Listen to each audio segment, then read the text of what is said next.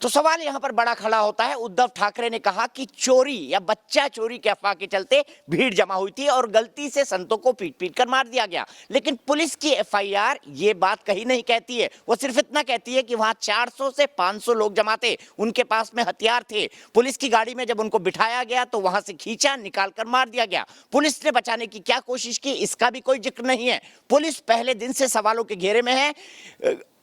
टाल मटोल के लिए 5 पुलिसकर्मी सस्पेंड किए गए हैं, लेकिन क्या इतना ही काफी है? सीधे चलता हूं भाई जगताप जी के पास, जो कि कांग्रेस के वरिष्ठ नेता हैं, मेरे साथ लाइव जुड़े हुए हैं इस वक्त मुंबई से। भाई जगताप जी, हमने 20 तारीख को भी इस इशू पर बात की थी, आज 29 तारीख हो रही है। मैं आपसे यह जानना चाहता हूं कि अगर एफआईआर में भीड़ क्यों जीती, इसका किसी भी कारण का उल्लेख नहीं है, तो मुख्यमंत्री को कैसे पता लगा कि चोरी की अफवाह के चलते, गलतफहमी के चलते संतों को मार दिया गया? यह मुख्यमंत्री की तरफ से इशारा नहीं है पुलिस को कि मामले को रफा दफा कर दो?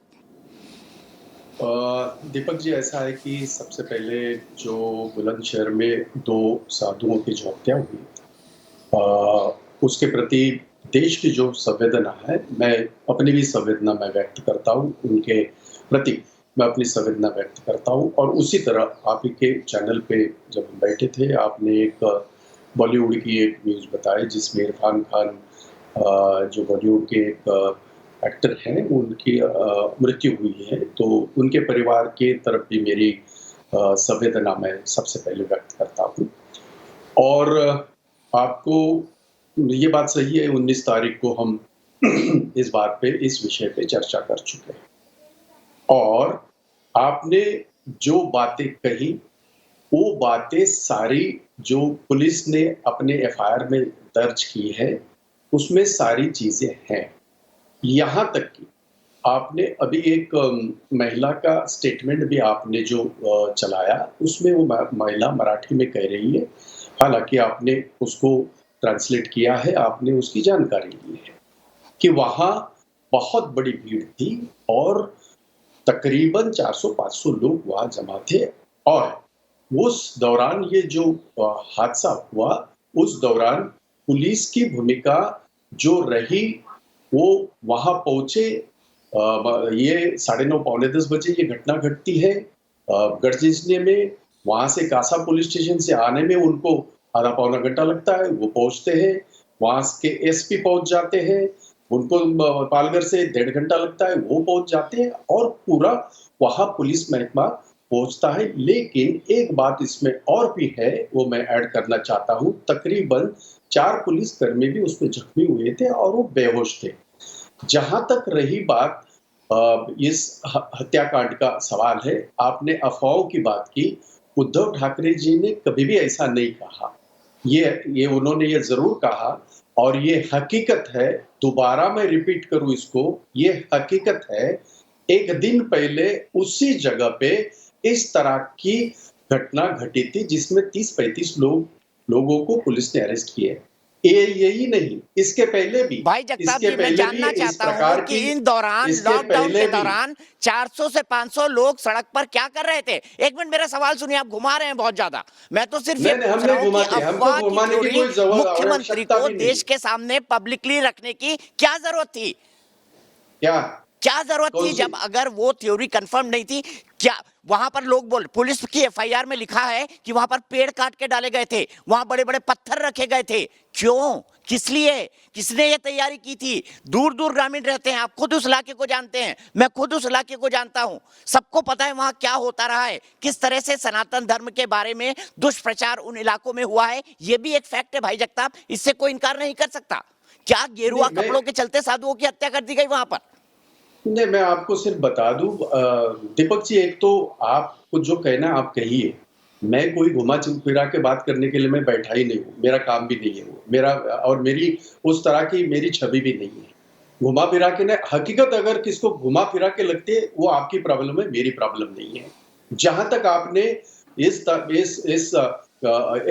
घटना को लेके जो बातें की है, वहां के उस इलाके को आप जानते हैं बखूबी, मैं भी जानता हूँ। ये पूरा आदिवासी इलाका है, छोटे-छोटे पहाड़ों में बिखरा हुआ वो इलाका है।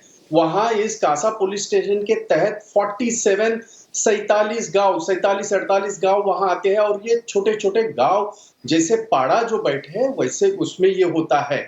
जहां तक लॉकडाउन का सवाल है, यस, ये बात बिल्कुल सही है, क्योंकि लॉकडाउन उसी तारीख को नहीं हुआ। लॉकडाउन तो 15 तारीख से महाराष्ट्र में हुआ। तो ये वारदात जो पहले एक दिन पहले घटना घटी, उस वक्त भी इसी तरह का ये रहा, और पुलिस ने वहां जाके 35 लोगों को अरेस्ट की। जहां तक इस घटना का सवाल है, मैं बता दूं आपको, जो वहां के सीसीटीवी फुटेज जैसे आपको मिले हैं, पुलिस ने भी उसके ऊपर पूरा ये किया है। 110 लोगों में से आइडेंटिफिकेशन हुआ है, जो लोग मारने में वहां ये थे उनके भी आइडेंटिफिकेशन हुआ है। और आपने जैसा कहा 19 तारीख को जब हम लोग आपने बात कराई संतों की, जो ये थी वहां उनमें भावनाएं थी, सबकी भावनाएं थी, उसको मद्देनजर रखते हुए उद्धव जी ठाकरे सीएम महाराष्ट्र के मुख्यमंत्री जी ने ये जो केस है ये सीआईडी को सुपुर्द किए हैं, और सीआईडी अभी उसका पूरी तरह उसकी तहकीकात कर रही है। वो अपने अपने हिसाब से करेंगे। और आपने जो कहा ये भी ठीक है बिल्कुल सही भाई है जगताप कि जी, जो आपका जो पक्ष मैंने अधिकारी सुना, थे दूसरा वो पक्ष भी सुनते हैं। जी, कोई बात नहीं, दूसरा पक्ष भी सुनते हैं भाई जगताप जी। मेरे साथ बिल्कुल, आचार्य कोई बात विक्रमादित्य है। आचार्य विक्रमादित्य जी, क्या मामला इतना सीधा है जैसा महाराष्ट्र सरकार इस पूरे मामले में बता रही है, या मामले में आपको कोई पेच लगता है, कोई कॉन्स्पिरेसी लगती है? क्या हालात थे वहां पे, आपकी जानकारी क्या कह रही है? क्योंकि न्यूज नेशन ने जितने खुलासे किए इसके बारे में अभी तक सब सटीक साबित हुए हैं, और सवाल यह है कि अफवाह, बच्चा चोरी की बात, भीड़ क्यों जुटी, ये बात एफआईआर में कहीं नहीं है। तो आखिरकार मुख्यमंत्री ने ये लाइन क्यों दी इन्वेस्टिगेशन के लिए कि अफवाह के चलते उनकी हत्या कर दी गई क्योंकि वहां पर चोरी की अफवाह थी? आचार्य विक्रमादित्य। दीपक जी, सबसे पहले तो आपको धन्यवाद, क्योंकि आपने इस बात को उठा के लाए। आप सबसे पहले तो जिस वक्त ये घटना घटी 16 तारीख, आज 14 दिन हो गए हैं, और 19 तारीख को जब आपने सबसे पहले पूरे हिंदुस्तान में ये न्यूज़ दिखाई तो उसके कारण से ये लोगों के समक्ष आज आ चुकी है। और जब से हम इस पे लगातार बोल रहे हैं, समझने का प्रयास कर रहे हैं, और ये केवल घुमाए जा रहे हैं। अभी भी जो कांग्रेस के प्रवक्ता साहब बैठे हुए, लीडर साहब वहां बैठे हुए थे, वो ये बोलने का प्रयास कर रहे हैं कि घटनाएं ही नहीं घटी है, क्या घटा है, सारी की सारी उन्होंने दाली काली कर दी है साहब। जिस प्रकार से ऐसी व्यवस्था बनाने का पूरा लीपापोती करे जा रहे हैं, इनको कोई फर्क नहीं पड़ता, क्योंकि वोट बैंक है नहीं इनका, संत इनके वोट बैंक थोड़ी है। वहां पर जो क्रिश्चियन मिशनरीज काम कर रही हैं, जो लोग वहां के लोग हैं, वो इनके वोट बैंक हैं। केवल उनको साधने का प्रयास किया जा रहा है जो इनकी बातों से समझ में आता है, और प्योर राजनीति कर रहे हैं। संत की हत्या पर इनको लेश मात्र भी दुख नहीं है। अभी इन्होंने इरफान खान की हत्या के ऊपर, जो डेथ हुई, उसके ऊपर संवेदना व्यक्त करी, और लेकिन संतों की हत्या, निर्मम हत्या पर कांग्रेस पार्टी को आज तक कोई भी एक ठीक है, बयान कंप्यूटर बाबा के पास चलते हैं। आचार्य विक्रमादित्य, इनके लिए कुछ है ही नहीं, संत हैं, चलिए। आचार्य विक्रमादित्य जी, ये कंप्यूटर बाबा भी मेरे साथ जुड़े हुए हैं।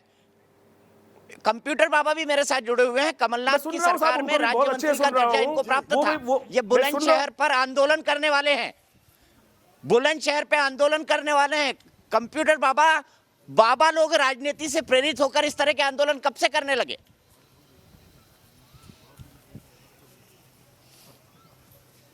देखिएगा, आप बार बार इस बात को कह रहे हैं, अपने कैमरामैन से बोलिएगा कि ये बोर्ड को दिखाएं। ये बोर्ड देखिएगा, इसमें पालघर और बुलंदशहर, ये दोनों शहर, दोनों जो हैं महाराष्ट्र और उत्तर प्रदेश में जो घटना हुई है उसके लेकर के आज मैं अनशन में बैठा हूं 7 घंटे। आप बार बार बुलंदशहर को छोड़ रहे हैं। के लिए करना था तो 21 तारीख से बैठ जाना था ना। बुलंदशहर के बाद क्यों बैठ रहे हैं? पालघर में हुई है, अगर तो बुलंदशहर शहर में हुई है। मैं आपसे ये जानना चाहता हूं, अगर पालघर के लिए बैठना था तो आपको तो 21 तारीख से बैठ जाना था। आप बुलंदशहर के होने का इंतजार क्यों कर रहे थे? किसने आपको फोन किया कि बुलंदशहर को मुद्दा बनाकर आंदोलन पर बैठा जाए? वहां पर जो कुछ हुआ गलत है, लेकिन आप जो कर रहे हैं उसके पीछे भी राजनीति है। साधु के साथ नहीं, साधु के साथ अत्याचार हो क्या? नहीं, आप गलत बोल रहे हैं। आपको मालूम है 7 संतों की हत्या हो चुकी है यूपी में, योगी सरकार में ये देखिएगा, महंत अर्जुन दास, महंत विष्णु दास, गरीब दास, पुजारी कोयल दास और अभी शेर सिंह दास और जगदीश दास, 7 महात्माओं की हत्या हो चुकी है। और संत क्या कर रहे हैं? रामराज है कि रावण? बड़ी देर कर दी मेहरबान आते आते भगवा के कंप्यूटर राज में बाबा, संतों की हत्या हो बड़ी रही है। देर कर दी आप आपने बोलो आते ना, आते पालघर चाहे पे वो खामोश रहे आप। महाराष्ट्र हो, नहीं मैंने नहीं पालघर में भी बोला। पहले आंदोलन उद्धव सरकार के खिलाफ करते ना, कांग्रेस के खिलाफ करते आप। आपको ध्यान नहीं है। बुलंदशहर को आपके मौका। चैनल में दिखाया नहीं होगा। आचार्य विक्रमादित्य उसने भी क्या बोला कहेंगे और कंप्यूटर बोलूंगा। बाबा की इस राजनीति पर? नहीं, क्यों करता कांग्रेस में? मोदी इसमें 2 जीव होते हैं, एक हंस देखिएगा, होता है, मोदी एक का कौवा राज है। होता है। जो हंस कांग्रेस होता का है ना, राज है। उसको हर व्यक्ति को समझ में आता है कि कहां किसमें सच्चाई क्या है, कहां पानी मिला हुआ है, कहां दूध है। तो और यहां पर ज्यादा बोलने की आवश्यकता मुझे है नहीं, इस बात में हर व्यक्ति को पता है कौन क्या कर रहा है। इस वक्त एक सब लोगों को एक साथ रहकर सत्य को सामने लाने का प्रयास करना है। राजनीति कर रहे तो हैं। कम से कम मैं- राजनीति ना राजनीति कर रहे हैं करें, आप लोग। सत्य को सामने आप लाने लोग का इसमें प्रयास राजनीति कर रहे करें, हैं। संतों के आप साथ संतों रहे, की संतों के हत्या में साथ रहकर राजनीति काम कर करने रहे का हैं। प्रयास करें। संतों संत की की हत्या हत्या में कहीं भी राजनीति कर रहे होनी, हैं। किसी की भी हत्या नहीं होनी चाहिए, कहीं भी किसी की भी हत्या कहीं नहीं होनी अरे चाहिए। हत्या मत बाबा कंप्यूटर बाबा जी किसी सुन की हत्या लीजिए, नहीं थोड़ा होनी चाहिए, कड़वा सुनना अच्छी बात सीखिए। है। राजनीति की जा राम रही राज्य है। स्थापित होना राजनीति चाहिए, की जा रही है। परंतु लॉ एंड ऑर्डर की तकलीफ को और सांप्रदायिक राजनीति हिंसा की जा को रही हमें है। समझना चाहिए कि कौन सी सांप्रदायिक हिंसा है। घटना को रोकना बड़ा मुश्किल काम है, परंतु घटना के ऊपर किस प्रकार से हम देख रहे हैं, उसको दीपक जी। कंट्रोल कर रहे हैं और कहां कौन सी दीपक पार्टी जी। उसमें राजनीति कर रही है, ये दीपक समझ जी। हर व्यक्ति को होती है और पूरा देश समझ रहा है इसको। ठीक है और ये भी कंप्यूटर बाबा जी, समझ मैं रहे हैं 1 कि कौन मिनट के लिए सा आपको व्यक्ति रोकूंगा। क्या कर मैं रहा आपके है। पास आऊं उससे पहले दीपक जी। संजय गुप्ता जी के पास चलता हूं। संजय गुप्ता जी, इस बात का जवाब दीजिए कि एफआईआर में तो कहीं नहीं लिखा कि भीड़ क्यों जुटी। उन्होंने लिखा भीड़ जुटी, मार दिया, पुलिस वाले देखते रहे। उद्धव ठाकरे को कैसे पता लग गया कि चोरी की अफवाह या बच्चा चोरी की अफवाह के चलते भीड़ जमा हुई और उनको चोर समझकर मार डाला गया? उद्धव ठाकरे को कैसे पता लग गया है? देखिए, इस चीज की तो चर्चा बहुत दिनों से चल रही थी। वहां पर कई बार बच्चा चोरी हो चुकी है और इसीलिए वहां के लोग दिन रात पहरा दे रहे थे। इस बात को एफआईआर में पुलिस ने एक क्यों लिखा, एफआईआर बता दीजिए बच्चा चोरी की, एक एफआईआर मान लिया। बता दीजिए बच्चा चोरी की। वहां पर पालघर इलाके में एक एफआईआर बता दीजिए बच्चा चोरी या चोरी की। अब ये तो देखिए, एक वो जो FIR लोग बता थे, दीजिए। ये तो अफवाह वहां पर थी। अफवाह वहां पर संजय किस तरह गुप्ता से जी, थी, किस सवाल तरह से नहीं पूछ रहा हूं ना, थी, इस तरह की बात। एक एफआईआर बता दीजिए, कौन अफवाह उड़ा रहा था, इसके पीछे क्या साजिश थी? गेरुआ वस्त्र देखकर क्या साधुओं को मार डाला गया? हिंदू हृदय सम्राट बाला साहब ठाकरे के बेटे उद्धव ठाकरे की सरकार में ऐसा हुआ है क्या? इसको आप नकार सकेंगे? संजय गुप्ता जी बताइए। नहीं, इसमें कोई दो राय नहीं है कि जिस तरह से पुलिस की मौजूदगी के अंदर लोगों ने जिस तरह से साधु महाराजों को मारा, पुलिस के आने के बाद उनको रुक जाना चाहिए था। पुलिस के आ जाने के बाद उनका ना रुकना, इससे पता चलता है कि इसमें कोई साजिश या षड्यंत्र था। इसीलिए उन सबके खिलाफ धारा 302 में मुकदमे दर्ज किए गए हैं, ना कि गैर आतंक हत्या के केस दर्ज किए गए हैं। अब वो लोग वहां पर पहरा दे रहे थे पहले से ही, वो किस उसमें दे रहे थे, इस बात की अफवाह तो है कि भाई वहां पर किसी तरह के चोरी सर, का, पहरा देने का काम डकैती पुलिस का है कि लोगों का? मतलब उद्धव ठाकरे की सरकार में गांव वाले पहरा देंगे, पुलिस वाले पिटेंगे, ये तो उल्टी गंगा बह रही है महाराष्ट्र में वो जनाब। एक आदिवासी एरिया सा है, जंगलात सरकार वाला है क्या एरिया है। है? वहां पर जंगलात है, आदिवासी एरिया सा है। तो इस वजह से वहां पर इस तरह की अफवाह होने के कारण ही लोग वहां पर सड़कों पर थे और पहरा दे रहे थे। मतलब तो- ये तो फिर आप एक डिस्क्लेमर लगा लीजिए कि आदिवासी एरिया की जिम्मेदारी मुख्यमंत्री के तौर पर उद्धव ठाकरे की नहीं है। एक डिस्क्लेमर लगा दीजिए, वहां पर भीड़ जाकर 2 साधुओं को मार सकती है, उनके ड्राइवर को भी मार सकती है, पुलिस को भी पीट सकती है। बोलिए जंगल के इलाकों में कानून व्यवस्था नहीं रहेगी? संजय गुप्ता जी बोल दीजिए, जंगल के इलाकों में कानून व्यवस्था नहीं रहेगी? अगर लोग अपने आप जंगल के इलाकों में लोग अपने रिस्क पर ट्रैवल करें क्योंकि यहाँ पर कानून व्यवस्था की जिम्मेदारी उद्धव सरकार की नहीं है। रात को 9 साढ़े 9 बजे वहां पे 2-3 हजार लोग ऐसे कैसे इकट्ठा हो जाएंगे? 9 साढ़े 9 बजे 10 बजे वहां पहले से ही कुछ ऐसा था, तभी तो वहां पर ऐसे इकट्ठा थे। उन्हें थोड़ी पता था कि साधु महाराज इस तरह से यहाँ पे आने वाले हैं। क्या था, यही तो जानना चाहता हूं संजय गुप्ता जी। चोरी की अफवाह क्यों? एक एफआईआर दिखा दीजिए चोरी की, एक बच्चा चोरी की एफआईआर दिखा दीजिए। क्या वहां कोई चोरी हुई? क्या वहां कोई बच्चा चोरी हुई? बताइए। नहीं, ये तो इस विषय पे तो मैं अभी कुछ नहीं कह सकता कि ऐसी कोई एफआईआर दर्ज है या नहीं है, लेकिन इस तरह की अफवाह वहां पर थी कि इस तरह के लोग वहां पर घूम रहे हैं, तभी लोग सड़कों पर थे, तभी लोग वहां पर पहरेदारी कर रहे थे, तभी ये सब इतने लोग इकट्ठा थे। और कोई रीजन इसका नहीं था वहां पर इकट्ठा होने का। अब इस तरह की कोई एफआईआर दर्ज वहां पर हुई है, पहले चोरी हुई है नहीं हुई है, इसके विषय आचार्य में कोई- विक्रमादित्य, क्या लगता है दाल काली है? दाल में कुछ काला है या पूरी दाल काली? आचार्य विक्रमादित्य क्या लगता है आपको? साहब पूरी दाल पूरी की पूरी दाल काली है और यहां पर बैठे कुछ लोग, राजनीतिक दल के लोग, केवल इस देश को बरगलाने का, लीपापोती करके इस देश को बरगलाने का प्रयास कर रहे हैं। अभी इन्होंने कहा बच्चा चोरी की घटना काफी दिन से वहां प्रचलित थी बात, लेकिन इनको यह नहीं पता कि वहां क्रिश्चियन मिशनरी कितने सालों से काम कर रही थी, क्या किया इन लोगों ने उसके लिए। इनको नहीं पता था कि वहां लेफ्टिस्ट क्या कर रहे हैं, क्या कर रहे हैं, कम्युनिस्ट पार्टी जो वहां पर कितने सालों से क्या कर रहे हैं, वो इनको नहीं पता था। वहां पर जो हो रहा है, वहां पर संत भगवा धारण दिख जाए तो उसको टेररिस्ट मानकर उस पर हमला कर दिया। काम कर रही थी तो किसी को मार देगी। अरे भैया मुझे तो बताओ, महाराष्ट्र पुलिस जो इतनी तटस्थ पुलिस है, उन्हें इतने बड़े बड़े काम कर दिए, वहां पर जितनी गैंगस्टर्स को खत्म कर दिया, उनके साथ वहां पर जो अंडरवर्ल्ड था उसको खत्म कर दिया। क्या वहां पर वो इतने दबंग, उनकी दबंगता जो थी वो खत्म हो गई? वहां पर वो इतनी निस्तेज हो गई कि केवल सीधे साधे गांव के लोग आ गए, वो उनको कंट्रोल नहीं कर पाए। एक मिनट के लिए एलन राव साहब के पास चलता हूं। बताइए, उत्तराखंड में एक डेकोरेटेड पुलिस ऑफिसर रहे हैं, सुप्रीम कोर्ट के वकील हैं। एक मिनट विक्रमादित्य जी, विक्रमादित्य जी एक मिनट, मैं सभी जैसे रिक्वेस्ट करूंगा। राव साहब हमको बड़ी खामोशी के साथ सुन रहे हैं। राव साहब, पुलिस के लिए क्या प्रोटोकॉल होता है? वहां के एसपी गौरव सिंह मुझे कह रहे थे कि हवाई फायरिंग का तो पुलिस में कोई कॉन्सेप्ट ही नहीं होता है, और हकीकत ये थी कि जो पुलिस वाले वहां पर पहुंचे थे उनके वो हथियार ही लेके नहीं गए, उनको लगा बड़ा कैजुअल मामला है, निकल जाएंगे, और 2 संतों की हत्या हो जाती है। क्या पुलिस किसी मामले को इतनी कैजुअलिटी के साथ ले सकती है? देखिए दीपक जी, ये जो पूरा प्रकरण जो आप दिखा रहे हैं और पूरा वीडियो देखा गया है, हमने देखा है, ये पूरा ऐसा लग रहा है कि जहां से जंगल राज है। पुलिस की प्रेजेंस में साधुओं की हत्या होना, और ये एक प्रीमेडिटेटेड एक साजिश लग रही है। इसमें कोई ये कहना कि हवा में फायर क्यों नहीं कर सकते।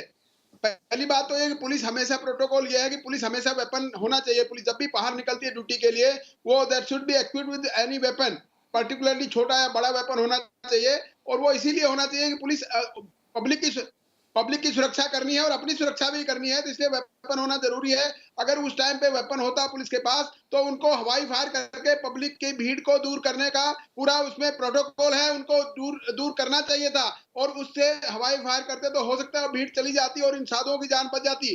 बट ये पूरे केस में ऐसा लग रहा है कि भीड़ ने अपनी मर्जी से जो कुछ किया, पुलिस ने और वहां के प्रशासन ने कोई ऐसा काम उसको रोकने के लिए नहीं किया।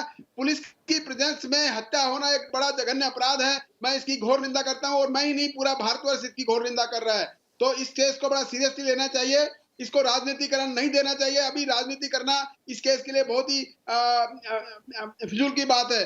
जो जैसे अभी राजनीतिक लोग बात कर रहे थे, that is not acceptable to all, because offence is offence. एक जघन्य अपराध हुआ, इसकी इन्वेस्टिगेशन होकर दोषियों को सजा देने की कार्रवाई होनी चाहिए, जुडिशियल प्रोसेस में जाना चाहिए। जो ऑफेंस हुआ उसके खिलाफ कार्रवाई भी हुई है। राव साहब, आप सुप्रीम कोर्ट के वकील भी हैं, मैं आपसे ये जानना चाहता हूं कि क्या कानूनी तौर पर पुलिस वालों पर मुकदमा बनता है? देखिए, पुलिस वालों पर डिरेक्शन ऑफ ड्यूटी डेफिनेटली बनता है, और 166 आईपीसी में भी इसका ऑफेंस है कि पुलिस की जिम्मेवारी है कोई ड्यूटी अपना अंजाम करना। 166 आईपीसी में इस धारा में इसका कार्रवाई पुलिस के खिलाफ हो सकती है, डिरेक्शन ऑफ ड्यूटी के अलावा। 166 आईपीसी आप पढ़ लीजिए। पुलिस की जो ड्यूटी है, वो अगर ड्यूटी अपने नियमानुसार अगर पुलिस नहीं करती है तो उनके खिलाफ कार्रवाई हो सकती है। यहाँ पर पुलिस की ड्यूटी थी उन लोगों को बचाना, और उन्होंने बचाने में अपनी ड्यूटी को फेल किया है, इसलिए उन पर भी कानूनी कार्रवाई हो सकती है। ठीक है, बहुत बहुत शुक्रिया हमारे तमाम गेस्ट का। कंप्यूटर बाबा आपका भी बहुत शुक्रिया, आचार्य विक्रमादित्य आपका भी बहुत शुक्रिया, भाई जगताप जी आपका भी बहुत शुक्रिया, और संजय गुप्ता हमारे साथ जुड़े थे, उनका भी बहुत शुक्रिया। सवाल एक बार फिर देश के सामने छोड़े जाता हूं। 16 तारीख की रात की यह घटना है, आज 29 तारीख हो गई है, 110 लोगों की गिरफ्तारी हो गई है। कल उनका ये मामला कोर्ट के अंदर आने वाला है, लेकिन सवाल यह है कि जो कुछ हुआ है क्या वो काफी है? जवाब इसका है नहीं, क्योंकि इसके पीछे षड्यंत्र, साजिश, कहीं ना कहीं इसकी बू नजर आ रही है। आखिर लॉकडाउन में 400 से 500 लोग एक रिमोट इलाके में, एक रिमोट आदिवासी इलाके में कैसे जुट गए? क्यों 2 संतों को मार दिया गया? क्या ये मामला उतना ही सीधा है कि इसको अफवाह, बच्चा चोरी की अफवाह, जबकि वहां कोई चोरी हुई ही नहीं, ये बताकर रफा दफा कर दिया जाए? मुझे लगता है देश को कई सवालों के जवाब इस मसले पर चाहिए। फिलहाल एक ब्रेक, लेकिन न्यूज नेशन एक ऐसा चैनल है जहां पर खबरों का सिलसिला कभी नहीं थमता।